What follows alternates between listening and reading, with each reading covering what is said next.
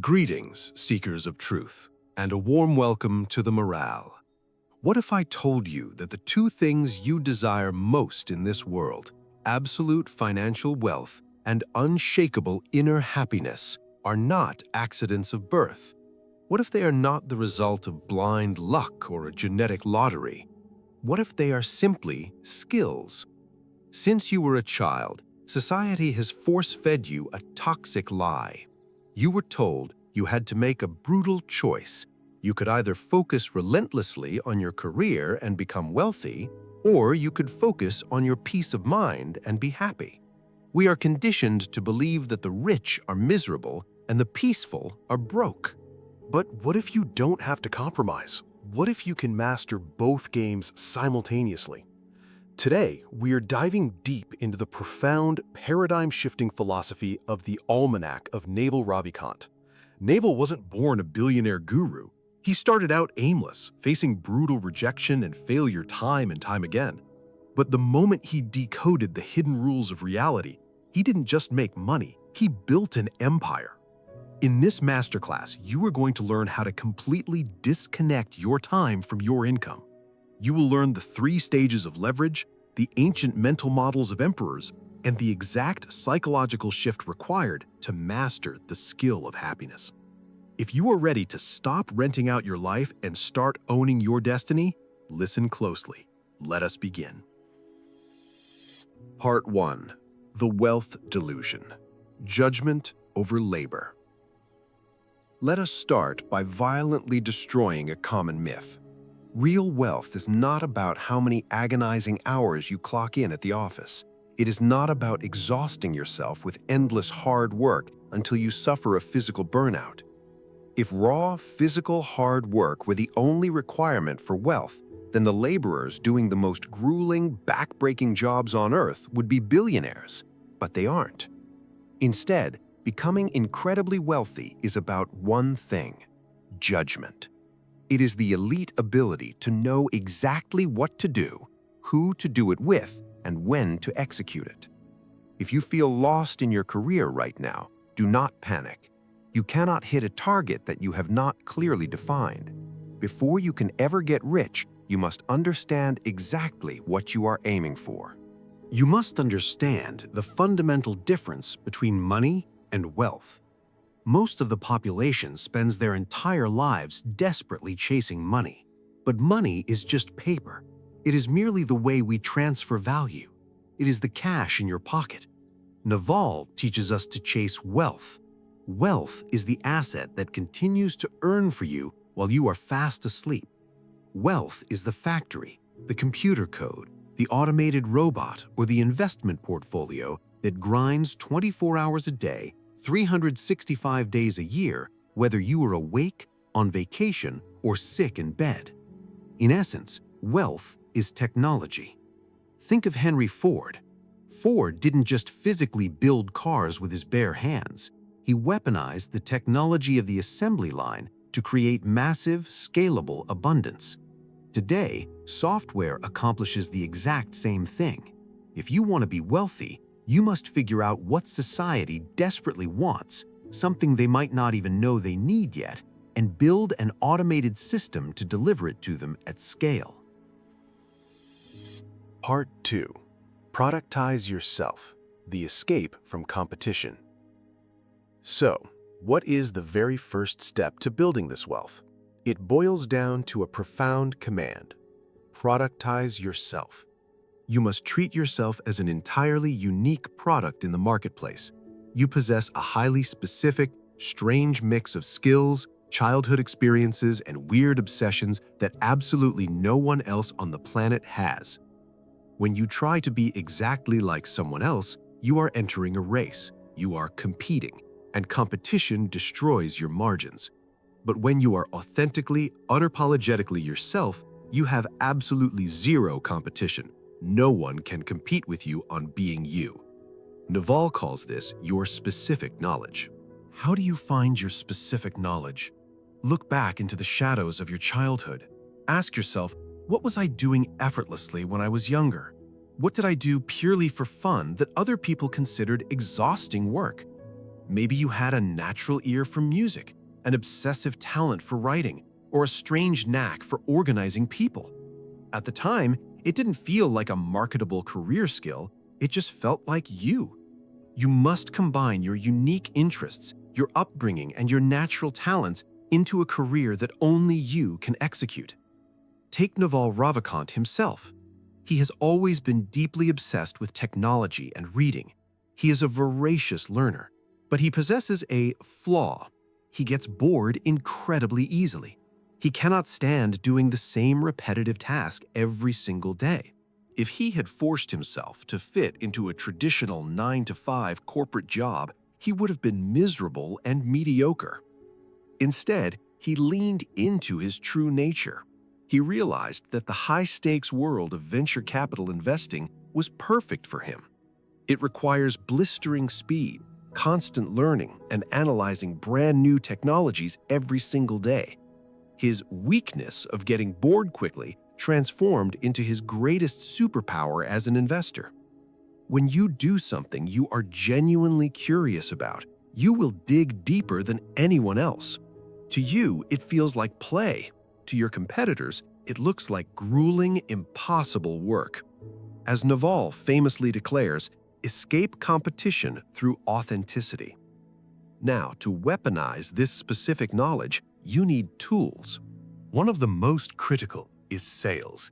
You might think some people are just born with a silver tongue for persuasion, but sales is not magic. It can be learned. You can read books, attend workshops, and relentlessly practice the art of persuasion until it becomes a reflex. However, you must never stop learning. And be careful, this does not mean accumulating useless, expensive university degrees. It means aggressively mastering the foundations. In the real world, possessing a flawless grip on basic arithmetic and probability is infinitely more valuable than memorizing complex calculus. The ability to write simply and persuade human psychology is far more lethal than being a certified digital marketer. If you master the absolute basics, logic, math, and persuasion, you can build any empire on top of them. Part 3. The Holy Grail: Equity and Ownership. If there is only one unshakable rule you must burn into your mind today to achieve financial freedom, it is this: you will never get rich renting out your time. To understand why, we must dissect the concept of equity. Equity is your percentage of ownership in a company's value or its profits. It is the absolute holy grail of wealth creation. Why? Because equity is the only biological mechanism that permanently disconnects your inputs from your outputs. Look at the brutal structure of a standard 9-to-5.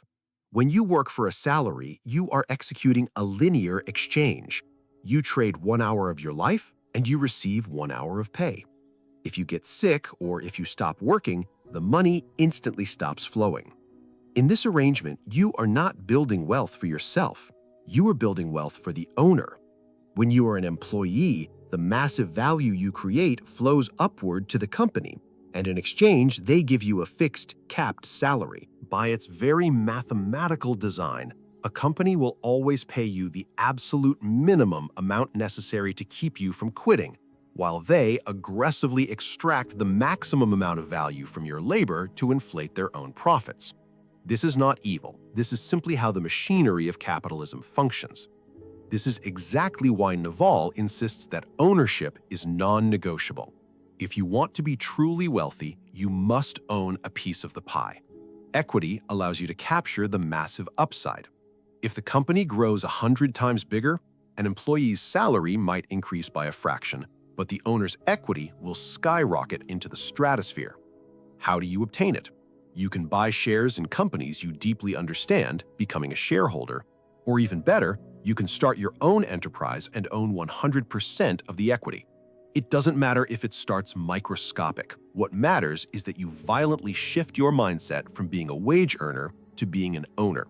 Without ownership, your financial freedom will eternally be a prisoner to the clock. Part 4. The 3 Forces of Leverage. Once you have your specific knowledge and an ownership mindset, you must apply leverage. Leverage is a force multiplier. It is the magic that allows a tiny 1-ounce input of effort to produce a massive 10-ton output of results. Naval points out a fascinating paradox.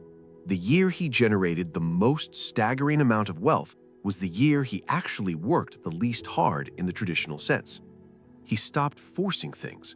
He only worked on projects that felt like play, and because the pressure was off, the quality of his output reached elite levels. To command your price in the market, you must use the internet, Twitter, YouTube, blogs, to broadcast your specific knowledge to the entire globe. Once you have a reputation, you deploy leverage. In human history, leverage has evolved in 3 distinct stages. 1. Labor leverage. This is the oldest form of power, having other human beings working for you. For thousands of years, this was the only way to build an empire, employing armies, servants, or workers. Society still worships this. We look at a CEO with 1,000 employees and assume they are a god.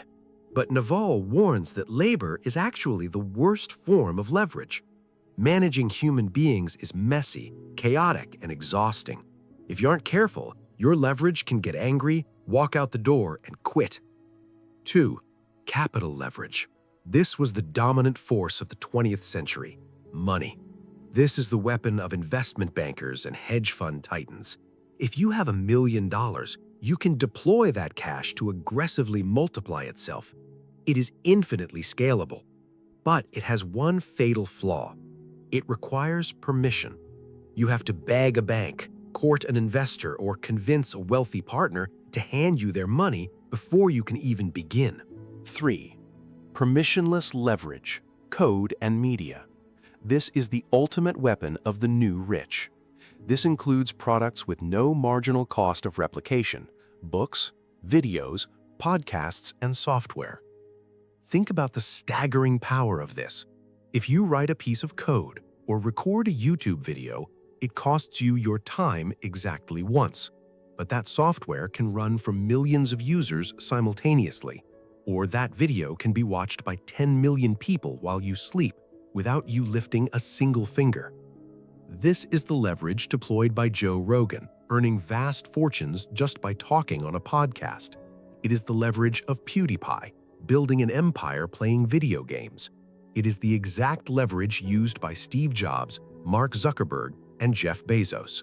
The greatest aspect of this leverage? It is entirely permissionless. You do not need a boss to approve it. You do not need a venture capitalist to fund you.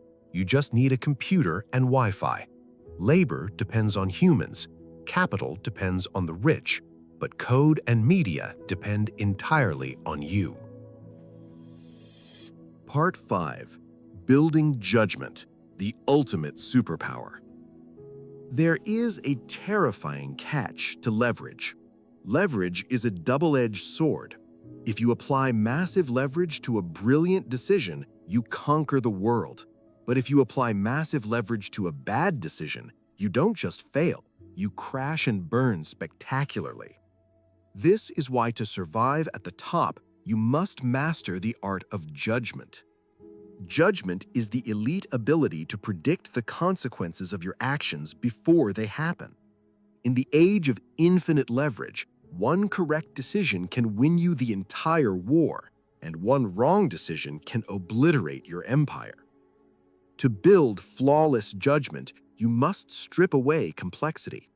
Naval argues that true intelligence is deeply rooted in simplicity. The smartest person in the boardroom is always the one who can explain the most complex, tangled idea to a 5-year-old child. If you cannot explain it simply, you are faking it.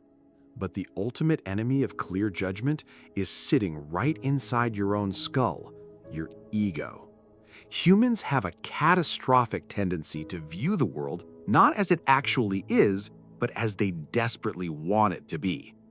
Imagine you are running a failing business. Revenue is plummeting, customers are furious, but because your ego is attached to the company, you refuse to see the blood. You lie to yourself, saying it's just a phase. This delusion will destroy you. Reality is entirely neutral. It does not care about your precious feelings, your grand dreams, or your exhausting hard work. It just exists. If you want to be wealthy, you must practice radical truth. You must become a ruthless assassin of your own ego. When your product is terrible, admit it. When you're dead wrong, admit it. The exact moment you accept the ugly, painful facts, your judgment clears, and you start making decisions based on reality rather than hope. Part 6. Mental Models and Decision-Making. To navigate this brutal reality, Naval employs radical honesty. We usually think of honesty as a moral virtue, but Naval argues it is actually highly selfish in the best way possible. When you lie, your brain has to expend massive amounts of cognitive RAM keeping track of the false web you've spun. It drains your mental energy. But when you are radically honest, your mind remains light, fast, and totally present. But honesty does not equal cruelty. Naval borrows a brilliant rule from the legendary Warren Buffett: praise specifically, criticize generally. If an employee hands you a disastrous report, you do not attack their character. You do not call them incompetent. That triggers their ego and starts a war. Instead, you criticize the work generally. This data is unclear and rushed. But when they succeed, you praise them specifically, detailing exactly what they did right. You fix the problem without breaking the human. To make elite decisions, you need a toolbox of mental models. Inversion. This is the art of thinking backward. Instead of agonizing, how do I solve this massive problem, you ask, what behavior would absolutely guarantee failure, and how do I avoid it? If your shipment is late, don't pray for a miracle. Ask, what ensures this never arrives? Identify the bad shipping partner or poor planning and eradicate it. It is often much easier to avoid stupidity than it is to try to be a genius. The principal-agent problem. Dating back to Julius Caesar, this rule dictates that if you want something done flawlessly, you must do it yourself. You are the principal, the owner. You care 100% about the outcome. Everyone else is an agent, an employee. An agent will never care as much as the owner. They optimize for their paycheck. This is why small startups move with lethal speed. Everyone feels like an owner. If a task is critical to your empire's survival, do not delegate it blindly. Own it. Finally, what do you do when you are completely paralyzed by a decision? Naval offers a brutal heuristic. If you cannot decide, the answer is no. We live in an era of suffocating abundance. Millions of careers, cities, and partners. But massive decisions like marriage, business partnerships, or relocation lock you in long term. If your gut reaction is not a screaming hell yes, it must be a no. If you are only 90% sure, you're engineering your own future regret. By ruthlessly saying no to mediocre options, you keep your calendar and mind open for the rare, life-changing strike of lightning. Part 7. The Mathematics of Happiness. We have explored the architecture of wealth, but we must address the ultimate tragedy. What is the point of conquering the world if you are utterly miserable? 10 years ago, despite his massive financial success and high intellect, Naval Ravikant rated his own happiness a pathetic 2 out of 10. Today, he rates himself a 9. What changed? Did more money buy him joy? No. Money solved all of his money problems, but it did absolutely nothing for his inner problems. He realized a profound truth. Happiness is not a destination you arrive at once you hit a certain net worth. Happiness is a skill. Like lifting weights or investing capital, it must be learned, practiced, and mastered. Most humans confuse happiness with euphoria or excitement. temporary, fleeting highs. Naval defines true happiness as peace. It is the default state of the human mind when you are completely free from craving. Examine your own mind. How often do you think, "I need that car," or "I wish I had a better body"? Every single time you say, "I want," you are signing a dark psychological contract with yourself to remain unhappy until you get that thing. You are declaring that your present reality is unacceptable. This endless loop of desire keeps you perpetually anxious about the future and bitter about the past. Naval argues that if you can silence the chaotic chatter of your mind, if you can simply stop desiring for reality to be different than it currently is, what naturally remains is pure happiness. You do not need to add positive thoughts. You must subtract the agonizing feeling that something is missing. Happiness is a choice. You can train your brain to stop obsessing over what you lack and start anchoring into what you have. You are a breathing, living entity with infinite potential. When you strip away the toxic ego, the burning jealousy, and the relentless need for more, you discover you were born happy. Misery is simply a bad habit you picked up from society, and like any habit, it can be broken. So, as we reach the summit of Naval Ravikant's philosophy, the ultimate lesson crystallizes. Success is not a 9-to-5 job. It is a holistic lens through which you view reality. We learned that the end goal is not cash, but wealth, the ultimate freedom to earn while you sleep. To achieve this, you must productize yourself, identifying the specific knowledge that feels like play to you but looks like grueling work to the masses. You must secure equity, refusing to rent out your precious time. You must deploy permissionless leverage through code and media, allowing your ideas to scale infinitely without asking for a gatekeeper's blessing. You must forge elite judgment by killing your ego, embracing radical truth, and utilizing mental models like inversion and the principal-agent problem. And finally, you must master the skill of happiness, choosing peace in the present moment by canceling the contract of endless desire. True wealth in Naval's universe is a triumvirate: a wealthy body through health, a wealthy mind through peace, and a wealthy life through absolute freedom. The blueprint has been handed to you. The path is completely open, but it demands your total commitment. Thank you for joining us on this deep dive into the Almanack of Naval Ravikant. Now, I demand an answer from you. Out of the elite concepts we decoded today, whether it is escaping competition through specific knowledge, deploying permissionless leverage, or breaking the contract of misery, which one hit your mind the hardest? Which specific rule are you going to implement into your empire starting today? Drop it in the comments below. I read every single one, and I want to see your perspective.